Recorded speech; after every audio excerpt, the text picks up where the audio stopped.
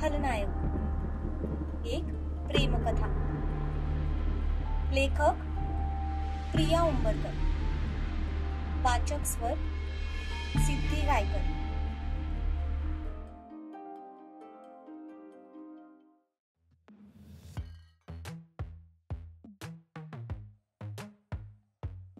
तुमचं नाव काय म्हणालात? सम्राट खानविलकर. सम्राटने उत्तर द्यायच्या आधीच रवी मध्ये पचकला.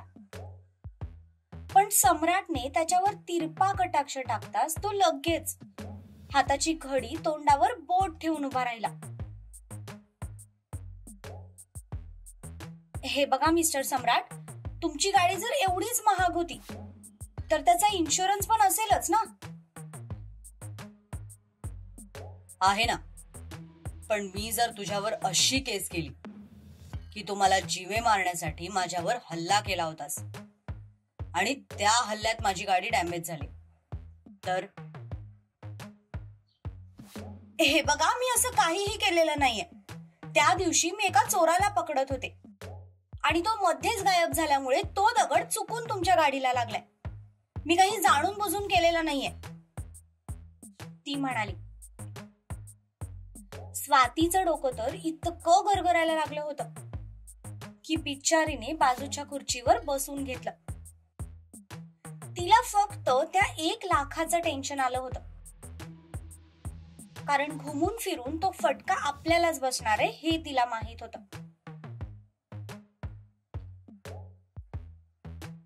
मी तुझ्यावर खोटी केस पण करू शकतो आणि तू मला मारण्याचा प्रयत्न केला होतास हे पुराव्यानिशी सिद्ध पण करू शकतो. माझ्यासाठी काहीच अवघड नाहीये. सो इट्स बेटर की तू मला माझे 1 लाख परत कर. त्यानंतर तू तुझ्या रस्त्याला आणि मी माझ्या. फक्त एका काचेचे 1 लाख कसे होतील? तुमची गाडी काय सोन्याची आहे का? 50,000च्या स्कूटीवर फिरणाऱ्या माणसांना ब्रँडेड गाड्यांची किंमत काय कळणार?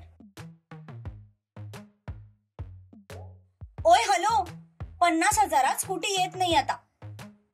चांगल्या स्कूटीसाठी सुद्धा लाखभर रुपये लागतात. मग जर स्कूटी 50,000 येत नाही तर माझ्या ब्रँडेड गाडीची काच कशी येईल? जर गाडी 50 लाखांच्या पुढची आहे तर तिची काच पण तेवढीच महाग असेल, नाही का? काय हो, तुम्ही मला सांगा, तुम्ही जर एवढे श्रीमंत आहात तर माझ्या गाडीची नुकसान भरपाई म्हणून तुम्ही मला फक्त 100 रुपये का दिलेत? असं तर नाही ना की तुम्ही हे कपडे आणि ती गाडी भाड्याने घेऊन फिरताय, किंवा मग तुम्ही त्या गाडीचे ड्रायव्हर आहात आणि आता माझ्याकडून 1 लाख रुपये उकळायचा तुमचा प्लॅन आहे? तेजा, अरे ही मुलगी आहे की आफत. मी तिचं नाव बरोबरच घेतलं होतं. तपस्या नाही, समस्याच आहे ही, जी आता स्वतःच्या हाताने स्वतःसाठी समस्या निर्माण करून घेते. हे कपडे भाड्याचे वाटतायत तुला आणि मी ड्रायव्हर दिसतोय तुला? तो रागात 1 पाऊल पुढे सरकत म्हणाला. तशी ती घाबरून 2 पावलं मागे सरकली. स्वातीने तर घाबरून छातीवर हातच ठेवला. बिचारी थोड्या वेळासाठी श्वास घ्यायचाच विसरली होती. नाही, पण ते 100 रुपये? सोन्याचा चमचा घेऊन जन्माला नाही आलोय मी. जे काही कमवलंय ते स्वतःच्या हिमतीवर कमवलंय. त्यामुळे 1-1 रुपयाची किंमत माहितीये मला.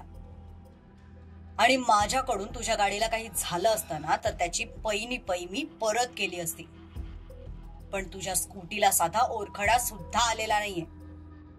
आणि जिथे ओरखडा आलाय त्या ट्यूबचे पैसे मी तुला आधीच दिलेत. आता तुझी वेळ आहे माझा हिशोब क्लिअर करायची. चल पटकन मला 1 लाख रुपये दे. 1 लाख काय? माझ्याकडे 1,000 पण नाहीये. मग हा विचार असं बेफिकीरपणे कुणावरही दगड उगारण्याच्या अधिकाराला हवा होतास. मी काय म्हणते, मध्येच स्वातीचा आवाज आला. तसं सम्राटने स्वतःच्या रागाला कंट्रोल केलं. हे बघ काकू, तू काही पैसे वगैरे द्यायची गरज नाहीये. माझा मॅटर आहे, मी बघून घेईन. अडलंय माझं खेटर, तुला 1 लाख द्यायला. स्वातीने पटकन उत्तर दिलं. तसं तपस्याचा चेहरा पाहण्यासारखा झाला. रवी आणि तेजाने लगेच तोंडावर हात ठेवून स्वतःचं हसू कंट्रोल केलं. तपस्याने सम्राटच्या तोंडाकडे पाहिलं, पण त्याचा चेहरा मात्र निर्विकार होता. असं वाटत होतं जणू ती एखाद्या दगडासोबत बोलते. राग सोडला तर त्या चेहऱ्यावर कसलेही हावभाव नव्हते. सध्या स्वातीने तिचा पचका केला होता. ही गोष्ट तर तिला मान्य करावी लागणार होती.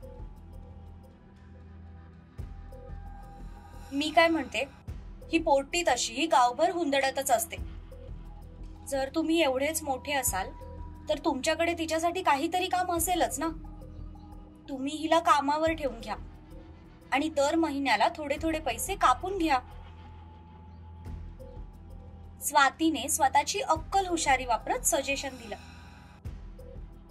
तसं तपस्याने खूप रागात तिच्याकडे पाहिलं. तसंही स्वातीला तिला घराबाहेर काढायचंच होतं, पण हॉस्टेलवर पाठवायला गिरीश तयार होत नव्हते. त्यामुळे तिने आलेल्या संधीचं सोनं करायचं ठरवलं. नोकरी आणि हिला काय डोंबलं जमणार आहे? एक्सक्यूज मी, ग्रॅज्युएशन पूर्ण झालंय माझं, ते पण फर्स्ट क्लास मध्ये. आणि तसंही मी नोकरी बघतच होते. तुम्ही जर एवढेच मोठे असाल ना तर देऊन बघा मला नोकरी. मग बघा मी तुमच्या कंपनीला कशी वर पाठवते. तसं सगळ्यांनी एकाच वेळी तिच्या तोंडाकडे पाहिलं. म्हणजे कंपनीला एका उंचीवर नेऊन ठेवते असं म्हणायचं होतं मला. तिच्या या वाक्यावर सम्राटच्या डोक्यातले विचारचक्र सुरू झाले. तसंही त्याला त्याच्या एका खास कामासाठी मुलगी हवीच होती. मिस्टर खानविलकर, हे बघा, माझ्याकडे खरंच 1 लाख नाहीयेत. तुमच्याकडे माझ्यासाठी काही नोकरी असेल तर द्या. मी थोडे थोडे करून तुमचे 1 लाख फेडून टाकेन. पण हो, एक रिक्वेस्ट होती.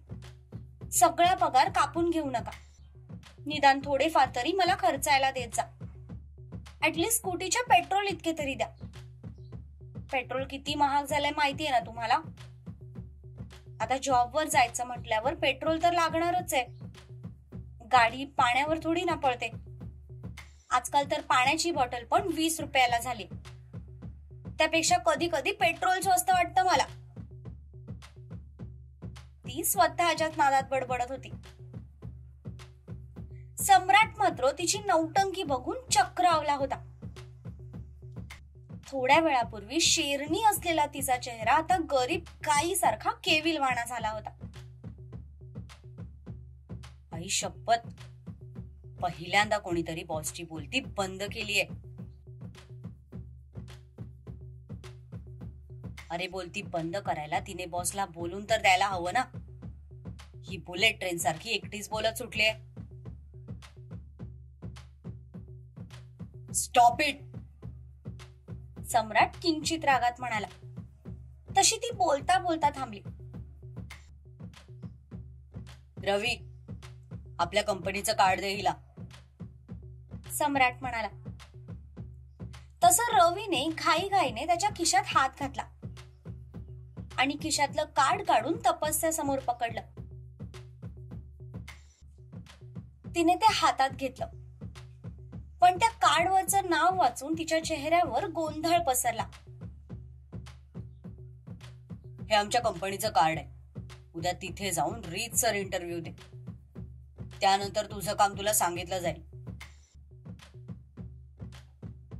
तुमचा लाडू वळायचा बिझनेस आहे आणि त्यासाठी पण तुम्ही इंटरव्ह्यू घेता? तिने एकदा हातातल्या कार्डकडे आणि मग त्याच्या तोंडाकडे बघत विचारलं. पण हे ऐकून सम्राटचा चेहरा बघण्यासारखा झाला. रवीला तर सम्राटच्या रूपात साक्षात यमराज समोर दिसायला लागला होता.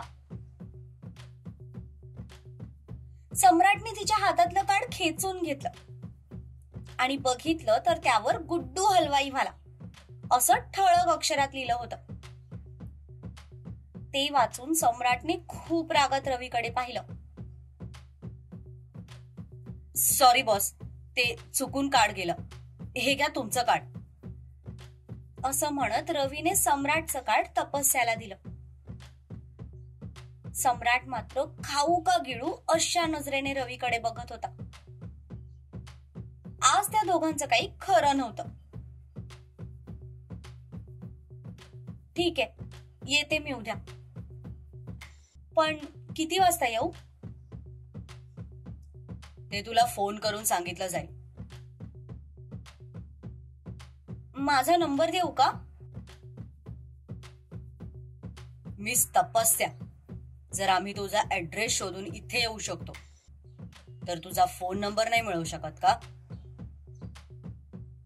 त्याने त्रासिक आवाजात विचारलं. तशी ती गप्पच झाली. नक्कीच या माणसाचा काहीतरी स्मगलिंगचा बिझनेस वाटतोय. तप्पू, अगं तू नोकरीला हो तर म्हणालीयस, पण उद्या याने असं नको म्हणायला की जा या ड्रग्सच्या पिशव्या अमुक तमुक जागेवर पोहोचवणे, नाहीतर हा गांजा बाजारात विकू नये. ना बाबा ना, ही असली कामं आपल्याला नाही जमायची. ती मनातच बडबडत म्हणाली. Ravija. Yes boss. Follow me. असं म्हणत सम्राट ज्या ऍटिट्यूड मध्ये आत आला होता त्याच ऍटिट्यूड मध्ये बाहेर निघून गेला. नेहमी त्याच्या फॉलो मी या शब्दावर त्याच्या मागे धावत जाणारे ते दोघं आज जणू त्यांचे पाय जमिनीला चिकटले होते. त्याच्या मागे जाण्याचा त्या दोघांचा धीरच होत नव्हता. पण आपण नाही गेलो तर बॉस कुठूनही शोधून आपल्याला शिक्षा देतील हे त्या दोघांना माहित होतं. त्यामुळे दोघेही जड अंतःकरणाने त्याच्या मागे निघून गेले.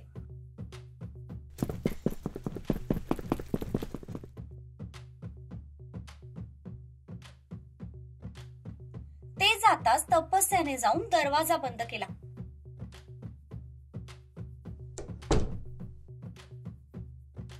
आणि तिने मागे वळून स्वातीकडे पाहिलं.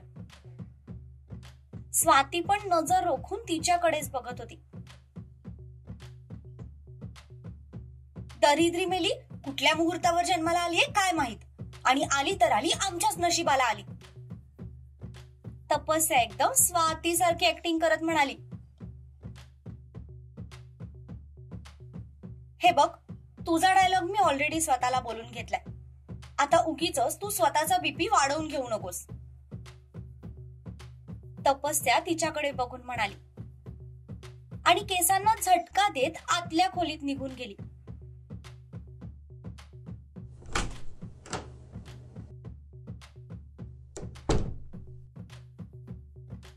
तिचा तो ड्रामा बघून स्वातीने तर डोक्याला हात लावला. एक नंबरची आगाऊ काठी आहे मेली, मला सावधराई होण्याचं सुख सुद्धा घेऊ देत नाही. स्वाती तिच्या नावाने बोट मोडत म्हणाली.